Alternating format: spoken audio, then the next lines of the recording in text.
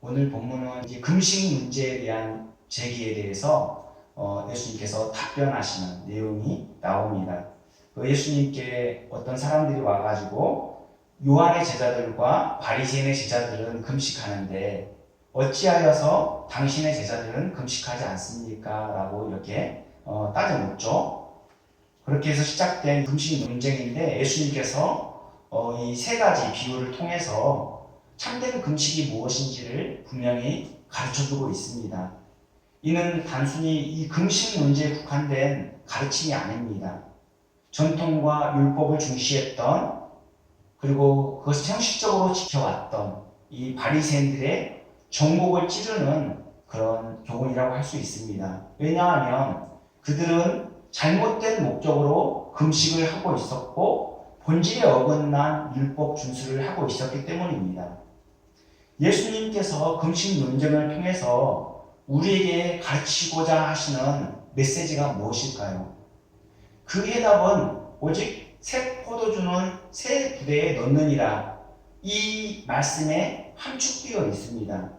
이제 본문을 좀 더 깊이 살펴볼까요? 그래서 이 말씀에 담긴 영적 의미를 깨닫고 각자의 삶에 잘 적용했으면 좋겠습니다. 무엇보다도 예수님께서 우리에게 주신 이 복음의 가치를 바로 깨닫고 또 새로운 삶의 기준과 방식을 따라 살아가는 저와 여러분 모두가 되었으면 좋겠습니다.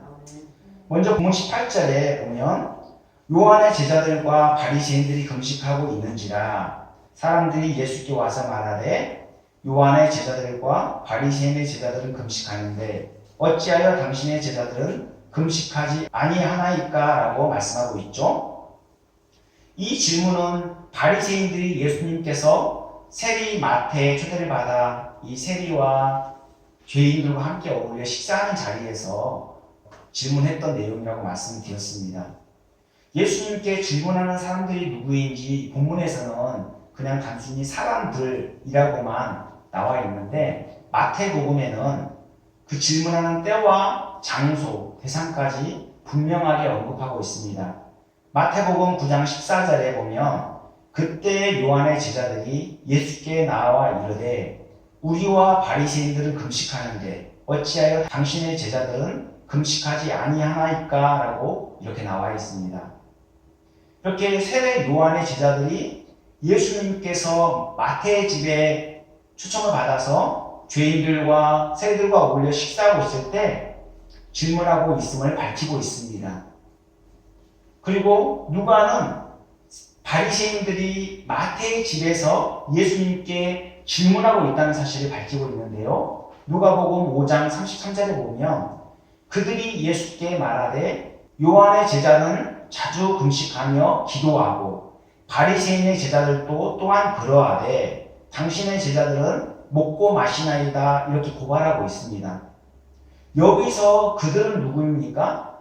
바로 이 마태의 집에서 예수님의 제자들을 향하여 너희가 어찌하여 세리와 죄인과 함께 먹고 마시느냐? 라고 따져 물었던 이 바리새인과 서기관 그룹입니다. 세례 요한의 제자들은 금욕주의자들이면서 이 여론에 자꾸 흔들립니다. 그러다 보니 바리새인과 서기관들이 이러한 질문을 제기했을 때 그 편을 거두는 거예요. 예수님을 향해서 왜 당신의 제자들은 금식하지 않습니까? 라고 이렇게 따져 묻는데 그 질문의 주체가 누구입니까? 그 질문의 주체는 바로 바리새인과 서기관 그룹이죠. 그러니까 예수님을 책잡아 죽이려고 눈에 불을 켜고 따라다니는 바리새인과 서기관들, 또 율법학자들, 또 종교 지도자들 그룹이라고 할 수 있습니다. 예수님께서는 이들 질문에 대해서 세 가지 비유를 들어서 설명하셨는데요. 첫 번째 비유는 혼인집 비유입니다. 본문 19절과 20절에 나와 있는데 다시 한번 읽어볼까요? 시작. 예수께서 그들에게 이르시되 혼인집 손님들이 신랑과 함께 있을 때 금식할 수 있느냐? 신랑과 함께 있을 동안에는 금식할 수 없느니라. 그러나 신랑을 빼앗길 날이 이르리니 그날에는 금식할 것이니라. 네. 당시 이스라엘 간섭은 하루의 결혼식을 다 끝내는 것이 아니라 일주일 정도 집을 개방해서 손님들이 드나들며 마음껏 즐길 수 있도록 개방해 주었습니다. 기뻐서 축하해야 할 자리에서 금식한다는 것은 말이 안 되죠. 그래서 유대 사회에서는 결혼식 기간 동안 금식이 튀게 되면 금식을 안 해도 되는 그런 예외 조항이 적용되었습니다. 예수님께서는 이 원칙을 적용해서 온 인류의 구원자 되시고 신랑 되신 예수님이 함께 거하고 있는데 무슨 금식이 필요하겠느냐 이렇게 반문하고 있는 것입니다. 나중에 예수님께서 십자가에 못 박혀 죽으실 때가 있는데 그때는 당연히 금식해야 되겠지만 지금은 그럴 필요가 없다는 것이죠. 예수님께서 십자가에 못 박혀 죽으시면 금식하지 말라고 해도 금식할 것입니다. 예수님께서 십자가에 못 박혀 죽으신 것을 보고 그 상실감, 허탈감 어찌 말로 표현할 수 있겠습니까? 과연 음식물이 목에 넘어가겠습니까? 입맛이 하나도 없겠죠. 이처럼 혼인집 손님들이 신랑과 함께 있을 동안에는 금식할 필요가 없지만 신랑을 빼앗길 날이 오면 그때는 금식할 것이라는 말씀입니다. 금식은 거치대가 중요한 것이 아니라 어떤 중심으로 하느냐가 중요합니다. 금식뿐 아니라 모든 율법 준수도 마찬가지죠. 율법을 억지로 마지못해 지키려고 한다면 얼마나 곤혹스러운 일입니까? 우리가 매주일 하나님께 이렇게 나와서 예배를 드리고 있는데 주일 성수를 율법에 얽매여 지키려고 한다면 어떻습니까? 억지로 드리는 예배가 어찌 행복하고 즐겁겠습니까? 고역이죠. 그러나 하나님을 사랑하는 마음으로 예배를 드리고 말씀에 순종하면 정말 기쁘고 행복합니다. 하나님의 뜻대로 행하는 것이 복되고 아름다운 것이죠. 금식도 마찬가지입니다. 하나님 앞에서 자기를 부인하고 하나님의 긍휼을 구하며 하나님께 집중하기 위해 금식한다면 금식으로 인해서 얻는 풍성한 은혜들이 너무나도 많습니다. 그러나 율법에 얽매여 마음에도 얽매여 금식을 하려고 한다면 정말 고통스러운 시간이 될 것입니다. 하나님의 의도를 알지 못하고 문자적으로 지키려고 한다면 우리가 어떤 프레임에 갇혀버리고 틀에 갇힐 수 있습니다.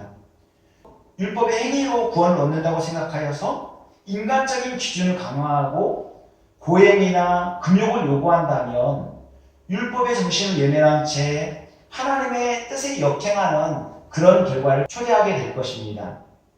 우리는 무슨 일을 하든지 하나님의 의도가 무엇인지를 분명히 생각해야 됩니다. 그래서 하나님의 뜻대로 바르게 행하는 것이 너무나도 중요합니다. 성경은 참된 금식에 대해서 절대 부정적으로 얘기하지 않습니다.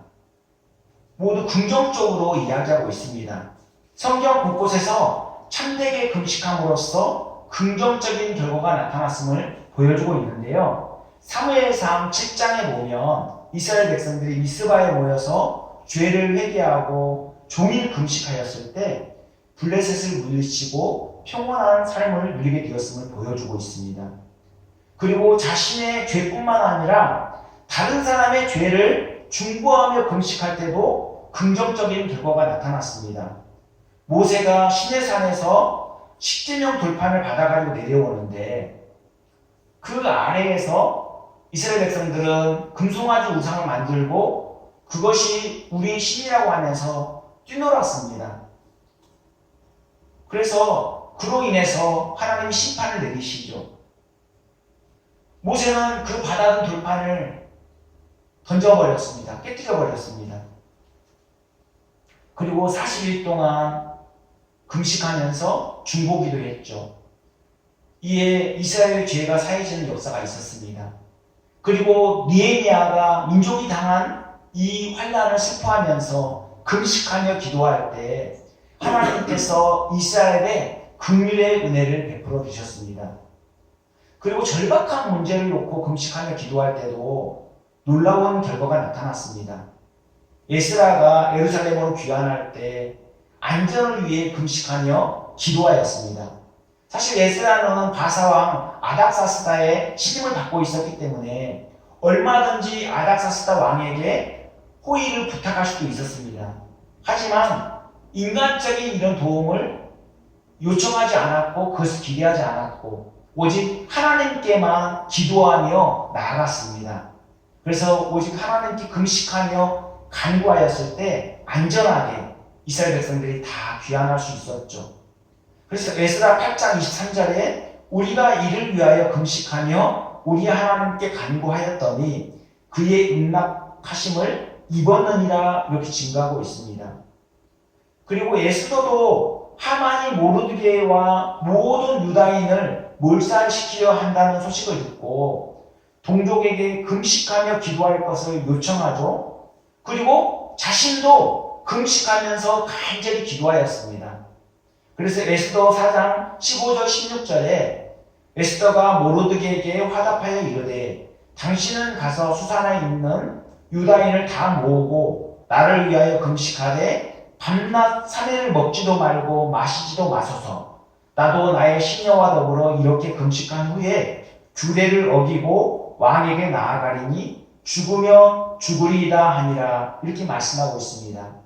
당시 왕이 부르지 않았는데 왕께 나아가면 어떻습니까? 왕이 금규를 내밀지 않으면 죽는 것입니다. 에스더가 왕의 부름을 받지 않고 왕께 나아간 것은 죽기를 각오하고 나아간 것이죠. 금식하며 그렇게 기도한 후에 죽기를 각오하고 나아갔을 때 놀라운 결과가 나타났습니다. 그래서 유다인을 말살시키려고 하는 하만이 오히려 처형되고 온 유다인들이 위기를 모면하는 그런 단초가 되었죠. 그리고 중요한 일을 앞두고 사냥을 감당하기 위해서 금식할 때 능력을 공급받기도 하였습니다. 그래서 모세는 10계명 불판을 받기 위해 시내산을 올라가서 40일간 금식하였고 예수님께서도 공생의 사역을 앞두고 광야에서 마귀에게 시험을 당하실 때 금식하셨습니다. 이처럼 참된 금식은 죄악을 끊고 하나님과 관계가 더 친밀해지며 하나님의 능력을 덧입는 효과를 가져옵니다. 그래서 죄사함의 은혜, 부흥의 역사, 문제 해결의 역사를 경험하게 되죠. 그리고 하나님의 능력을 공급받아 사명을 잘 감당할 수 있는 것입니다. 무엇보다도 참된 금식은 죄악의 사슬을 끊어낼 수 있습니다. 그래서 이사야 58장 6절에 내가 기뻐하는 금식은 흉악의 결박을 풀어주며 멍에의 줄을 끌어주며 압제 당하는 자를 자유하게 하며 모든 멍에를 끊는 것이 아니겠느냐 이렇게 선포하고 있습니다. 어떻게 하는 것이 하나님께서 기뻐하시는 참된 금식일까요? 그것은 진정성을 가지고 하나님을 의식하면서 하는 금식입니다.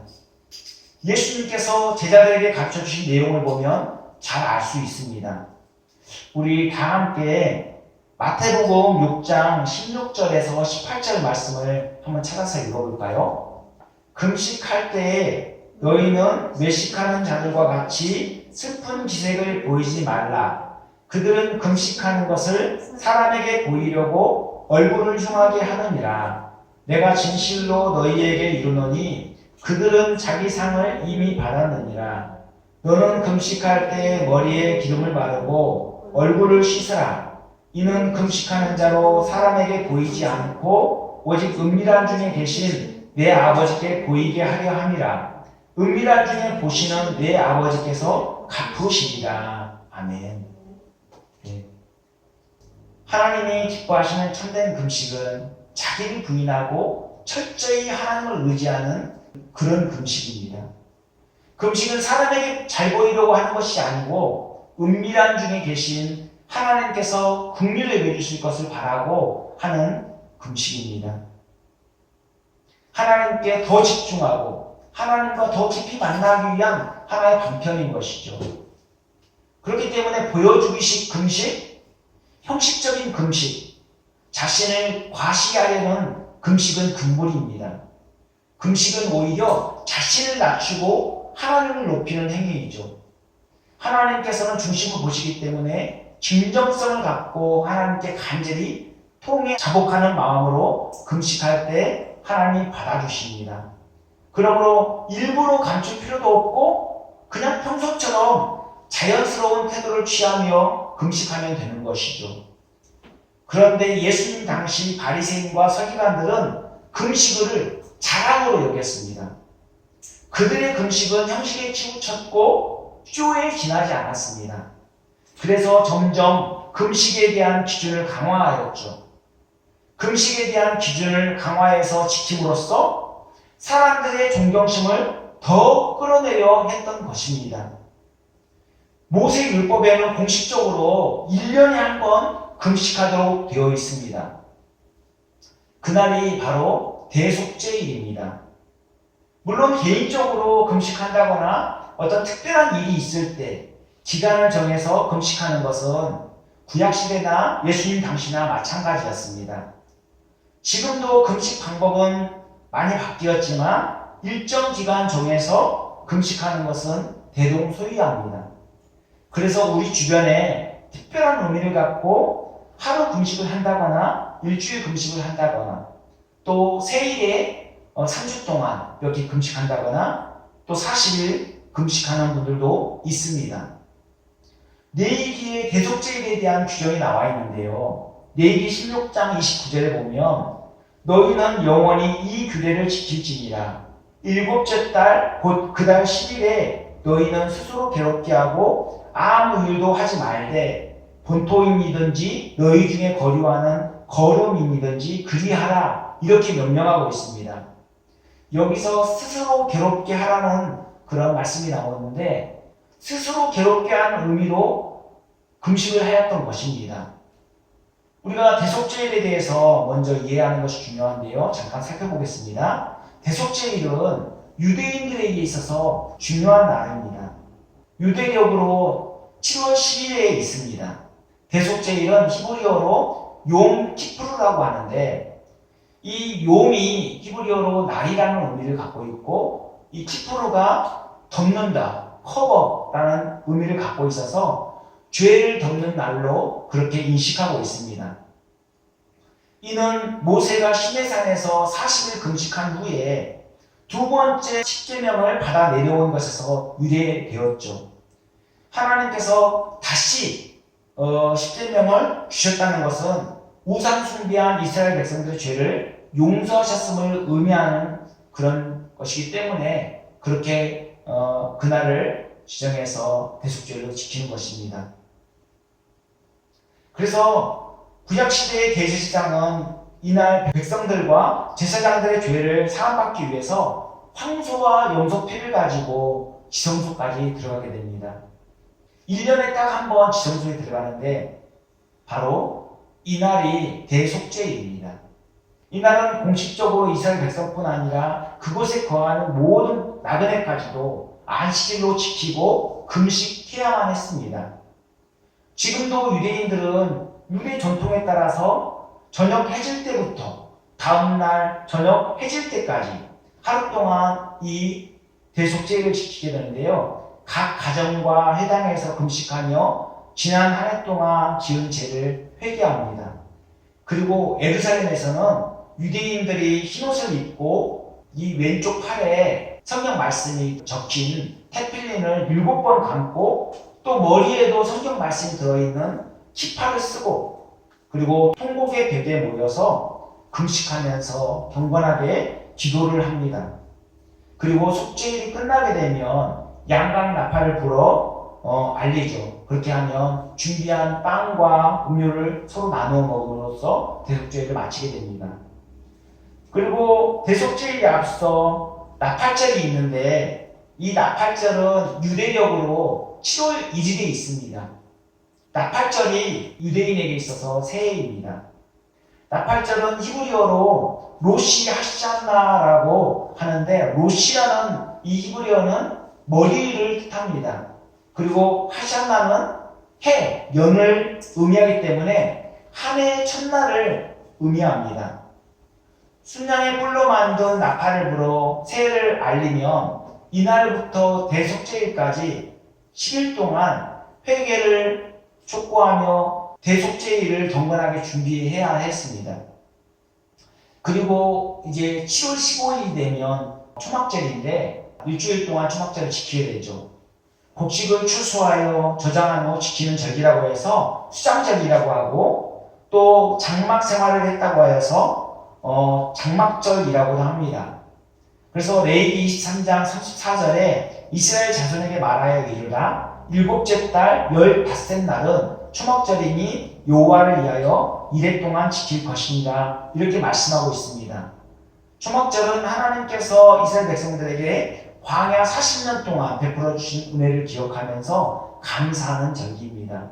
그러니까 오늘날 추수감사절과 비슷한 절기라고 보면 되겠습니다. 이처럼 유대인에게 있어서 7월은 굉장히 의미 있는 달입니다. 나팔절이 있죠, 대속죄일이 있죠, 초막절이 있습니다. 이렇게 많은 절기들이 몰려 있는데요. 오늘날 우리의 9월이나 10월 정도 되는 그런 시기죠. 그리고 구약 스가랴서에서 보면 이스라엘 백성들이 1년에 4번 금식했다는 기록이 있습니다. 스가랴 8장 19절에 보면 만군의 여호와가 이같이 말하노라, 넷째 달 금식과 다섯째 달의 금식과 일곱째 달의 금식과 열째 달의 금식이 변하여 유다 족속에게 기쁨과 즐거움과 희락의 절기들이 되리니 오직 너희는 진리와 화평을 사랑할지니라, 이렇게 말씀하고 있습니다. 율법이 정한 금식과 예루살렘 멸망에 관련된 금식입니다. 즉 이스라엘 백성들이 범죄하여서 예루살렘이 공격을 당하게 되죠. 그래서 마지막 공격을 당하고 성벽이 무너지고 성전이 불타 없어진 것을 기억하면서 금식을 했던 것입니다. 그렇게 금식할 때 금식이 변하여 기쁨의 절기가 된다는 말씀입니다. 왜냐하면 하나님께서 약속하신 축복이 임하기 때문입니다. 이렇게 참된 금식은 슬픔이 변하여 기쁨이 되게 합니다. 이렇게 공식적으로 보면 1년에 한 번 또는 4번 하던 금식이 예수님 당시에는 매주 2번씩 금식하는 것으로 강화되었습니다. 자꾸 이 바리새인들, 서기관들이, 율법주의자들이 자꾸 뭔가를 만들어내는 거예요. 더 엄격하게 자신들의 기준을 자꾸 만들어내는 것이죠. 이들은 월요일과 목요일 2번 금식했는데, 일주일에 2번 금식하는 이유는 모세가 율법을 받으러 시내산에 올라갔다가 내려온 날이 월요일과 목요일이라고 여기기 때문입니다. 누가복음 18장에 나오는 바리새인의 기도를 보면 일주일에 2번 기도했음을 분명히 알 수 있습니다. 누가복음 18장 11절 12절에 바리새인은 서서 따로 기도하며 이르되, 하나님이여, 나는 다른 사람들 곧 토색, 불의, 간음을 하는 자들과 같이 아니하고 이 세리와도 같이 아니함을 감사하나이다. 나는 일에 2번씩 금식하고 또 소득의 11조를 드리나이다. 이렇게 말씀하고 있습니다.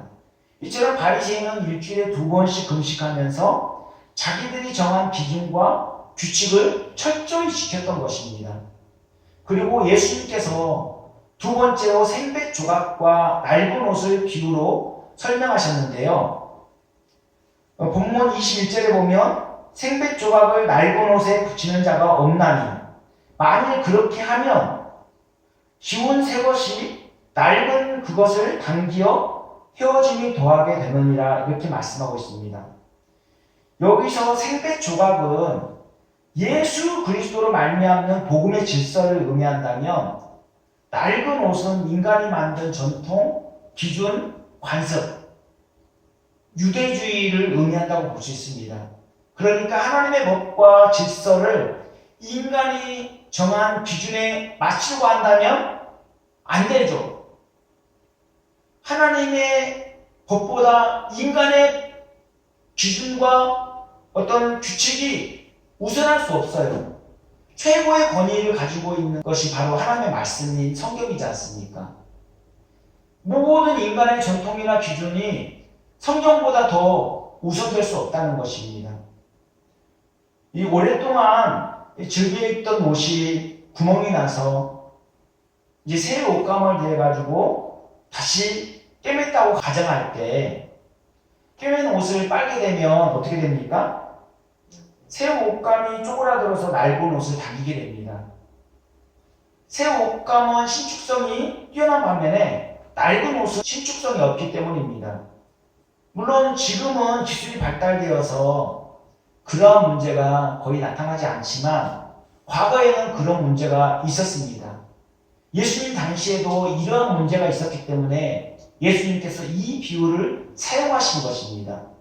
이처럼 그리스도의 복음과 그 유대교의 전통은 서로 조화될 수 없는 것입니다. 하나님의 법을 인간의 기준에 맞추려고 한다면 부작용만 나타날 뿐이죠. 이는 복음과 율법의 불일치를 말하는 게 아니에요. 예수님은 구약의 성취이기 때문에 구약과 연속성을 가지고 있으면서도 일치하고 있습니다. 그래서 예수님께서는 마태복음 5장 17절에 내가 율법이나 선지자를 폐하러 온 줄로 생각하지 말라. 폐하러 온 것이 아니요 완전하게 하려 함이라고 말씀하셨습니다. 예수님께서는 이와 유사한 비유로 포도주와 부대의 비유를 들어서 설명하셨습니다. 그래서 본문 22절에 보면 새 포도주를 낡은 부대에 넣는 자가 없나니 만일 그렇게 하면 새 포도주가 부대를 터뜨려 포도주와 부대를 버리게 되리라. 오직 새 포도주는 새 부대에 넣느니라 하시니라. 이렇게 말씀하고 있습니다. 예수님 당시에 포도주를 담을 때 짐승을 잡아서 가죽 부대를 만들어 사용했습니다. 사실 이 가죽 부대에 담을 때까지는 포도주가 아니죠. 포도즙이죠. 포도즙을 이 가죽 부대에 담아서 발효가 된 상태, 그 상태가 바로 포도주인데요. 이 포도즙을 담기 위한 용기로서 염소 가죽 부대를 사용했습니다. 염소를 잡아서 다리와 꼬리를 잘라내고 그것을 다 묶죠. 그 부분을 완전히 묶고 목은 잘라서 목을 통해서 내장과 뼈를 다 끄집어냅니다. 그리고 그 안에 물이나 포도주를 담아서 메고 다녔습니다. 그런데 해년마다 포도를 수확한 후 포도즙을 짜서 가죽 부대에 담아서 묶어 놓는데 헌 가죽 부대에는 담을 수가 없습니다. 왜냐하면 포도즙이 가죽 부대에 들어가 발효되면서 자꾸 팽창하지 않습니까? 엄청난 압력이 발생하기 때문입니다. 헌 가죽 부대는 신축성이 없기 때문에 발효되는 포도즙의 팽창을 감당할 수 없는 것이죠. 만약 포도즙을 헌 가죽 부대에 담으면 가죽 부대는 변화에 대응하지 못하고 터져버리고 말 것입니다. 그렇게 되면 가죽 부대도 못 쓰게 되고 포도즙도 모두 못 쓰게 될 것입니다. 그래서 수확하여 짠 포도즙은 반드시 새 가죽 부대에 담아야만 했습니다. 그렇게 새 가죽 부대에 담겨지면 발효되면서 포도주가 만들어지게 되는 것이죠. 이처럼 복음의 생명력을 인간의 제도나 전통, 관습으로 가둘 수 없다는 말씀입니다. 하나님의 법보다 인간의 전통, 관습을 우선한다거나 인간이 정한 기준에 하나님의 법을 강제로 맞추려 한다면 하나님의 뜻과는 반하는 결과를 초래할 것입니다. 그래서 종교 개혁자들이 외쳤던 것이 무엇입니까? 성경으로 돌아가자입니다. 본질로 돌아가자는 것입니다. 개혁은 있는 것을 뜯어 고치는 게 아니라요. 바로 성경으로 돌아가고 본질로 돌아가고 본질에 충실한 것을 의미합니다. 우리는 하나님의 법에 순종하고 그 창조 질서에 순응할 때 복되고 아름다운 삶을 살 수 있는 것이죠. 철저히 율법을 지키고 일주일에 2번씩 금식을 하는 것을 자랑으로 여겼던 바리새인들, 그리고 그들을 따르는 무리들의 시각으로 보면 예수님과 예수님의 제자들의 행동이 도무지 이해할 수 없는 것입니다. 이들은 금식에 대해 궁금증을 풀기 위해서 질문한 것이 아니에요. 불순한 의도로 예수님께 질문하였던 것입니다. 즉 자신들의 행위를 가시하기 위한 목적, 예수님을 책잡기 위한 목적으로 따져 물었던 것입니다. 예수님께서 우리에게 주신 것은 새 것이죠. 전에 있던 것을 고쳐서 새롭게 한 것이 아니라 전에 있던 것과는 차원이 다른 그런 것입니다. 구약시대에는 대제사장이 짐승의 피를 가지고 지성소에 들어가 제사를 드림으로 일시적으로 죄가 사해졌습니다. 그래서 죄인이 하나님께 나아가기 위해서는 매번 짐승을 잡아 드려야 했고 제사 제도를 엄격하게 지켜야만 했습니다. 그러나 예수님께서 우리에게 주신 복음은 하나님께 나아갈 때마다 짐승을 잡아 바치도록 요구하지 않습니다. 율법을 철저히 지킨다고 의롭다고 하지 않습니다. 오직 예수님만 의지하면 죄가 사해지고 의롭다고 인정을 받게 됩니다. 얼마나 엄청난 복음입니까? 왜냐하면 예수님께서 죄와 허물로 죽을 수밖에 없는 우리를 대신하여 그 죄를 대신 짊어지시고 대제사장으로서 친히 자신이 희생 제물을 기워주셔서 제사를 드렸기 때문입니다. 죄가 전혀 없으신 예수님께서는 십자가에 못 박혀 죽으심으로써 단번에 하나님의 공의를 만족시키시고 우리의 모든 죄를 용서받도록 하신 것입니다. 그래서 예수님만 믿고 의지하면 죄사함을 받고 완전히 새로운 삶을 살아갈 수 있는 것이죠. 우리는 기요, 진리요, 생명이신 예수님만 의지하면 됩니다. 예수님께서 십자가로 하나님과 원수였던 우리를 화목하게 하셨기 때문에 하나님 앞에 담대히 나아갈 수 있는 것입니다. 그리고 천국의 상속자로서 하나님을 아버지라고 부를 수 있는 것이죠. 이것을 누가 보증해 주십니까? 성령께서 확증하시고 보증해 주셨습니다. 바로 이것이 우리에게 주신 복음이라는 것입니다. 그러므로 율법에 얽매여 살 것이 아니라 율법의 정신을 바르게 이해하고 복음에 합당한 삶을 살아가는 것이 너무나도 중요합니다. 이제 말씀 마치려고 합니다. 예수님께서 세리와 죄인들과 어울려서 마태 집에 초대되어 식사하고 있을 때 어떤 사람들이 예수님께 요한의 제자들과 바리새인의 제자들은 금식하는데 당신의 제자들은 왜 금식하지 않습니까? 라고 이렇게 따져 물었죠. 이 질문을 하는 대표적인 그룹은 바로 바리새인과 서기관들을 포함한 종교 지도자들 그룹이라고 말씀드렸습니다. 이들은 금식에 대해 궁금증을 갖고 물어보는 것이 아니라 자신들의 일을 가시할 목적으로 또 예수님을 책잡아 죽이려는 목적으로 이런 불순한 의도를 가지고 질문을 하였던 것입니다. 이 질문에 대해서 예수님께서 어떻게 대응하셨습니까? 혼인집 비유, 또 생배 조각과 낡은 옷 비유, 또 포도주와 불의 비유를 통해서 참된 금식이 무엇인지 가르쳐 주셨습니다. 그리고 복음에 합당한 삶이 무엇인지를 자세히 가르쳐 주셨죠. 예수님께서는 혼집 비유를 통해서 무엇을 강조하셨습니까? 신앙생활의 본질이 무엇인지를 우리에게 가르쳐 주셨습니다. 그래서 혼인집 손님들이 신랑과 함께 있을 동안에는 금식할 필요가 없지만 신랑을 빼앗길 날이 오면 그때는 금식하게 될 것이라고 말씀하셨습니다. 혼인잔치에서 중요한 것이 무엇입니까?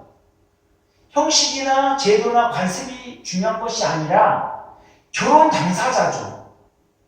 천국 혼인잔치에서 신랑 되신 예수님이 주인공이고 우리는 신부로서 참여하게 될 것입니다. 우리는 얼마든지 때에 따라 금식하며 기도할 수 있습니다. 때로는 큰 죄를 지어 마음이 너무 괴롭고 힘들 때 금식하며 기도할 수 있습니다. 그리고 중요한 일을 앞두고 하나님의 도우심을 구한다거나 또 절박한 문제가 해결되기를 바라는 마음으로 금식하며 기도할 수 있습니다. 그리고 다양한 방식, 다양한 형태로 금식하며 기도할 수 있죠. 우리가 금식하며 기도하는 데 있어서 중요한 것은 무엇입니까? 철저히 자기를 부인하고 하나님께 올인하는 마음입니다. 이는 우리 신앙생활의 기본 원리라고 할 수 있습니다. 우리가 이러한 자세를 가질 때 죄악을 끊고 하나님과 관계가 더 친밀해지고 하나님의 능력을 덧입을 수 있는 것이죠. 우리가 뭔가 노력하고 율법을 지켜서 하나님 자녀로서의 자격을 받은 것이 아니죠. 오직 하나님께서 일방적으로 베푸신 은혜에 의해서 하나님의 자녀가 된 것입니다. 그렇다면 이제 하나님의 자녀로서 그에 걸맞는 삶이 요구될 뿐이죠. 하나님이 우리에게 원하시는 것은 마음을 다하고 힘을 다하고 뜻을 다하여 하나님을 사랑하는 것입니다. 하나님을 진정으로 사랑하는 마음 없이는 형식적인 순종, 마음이 없는 거치대가 될 수 있습니다. 그렇게 된다면 우리도 외식하는 바리새인들과 다를 바가 없을 것입니다. 그런 의미에서 우리가 하나님께 마음을 맞추는 것이 너무나도 중요합니다. 예수님께서도 생대조각과 낡은 옷 비유, 또 새 포도주와 부대 비유를 통해서 어울림을 강조하셨습니다. 어울림. 그래서 본문 21절에 생대조각을 낡은 옷에 붙인 적 없다 이렇게 말씀하셨고 22절에서는 새 포도주를 낡은 가죽 부대에 넣는 자가 없다 이렇게 말씀하셨습니다. 복음의 생명력은 인간의 제도나 관습, 전통에 갇혀 있을 수 없어요.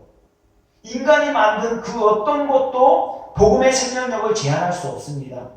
복음에는 엄청난 가치가 들어있고 엄청난 복이 들어있고 자유와 평강이 가득합니다. 우리가 주님의 마음을 품지 않으면 복음을 받았음에도 불구하고 여전히 율법주의에 사로잡혀서 예수님 안에서 참된 자유와 행복을 누리지 못한 채 과거의 얽매인 삶을 살아가게 될 것입니다. 바울은 고린도후서 5장 17절에 누구든지 그리스도 안에 있으면 새로운 피조물이라 이전 것은 지나갔으니 보라 새 것이 되었도다라고 선포하였습니다. 예수님께서 나를 위해서 십자가 못 박혀 죽으신 것을 믿습니까? 그렇다면 이미 하나님의 자녀, 이미 새 사람이 된 것입니다. 그러므로 새 사람이 할 일은 새 사람이 되기 위해 애쓰고 노력하는 것이 아니라 새 사람이 된 것에 감사하며 새 사람으로서 합당한 삶을 살아가는 것입니다.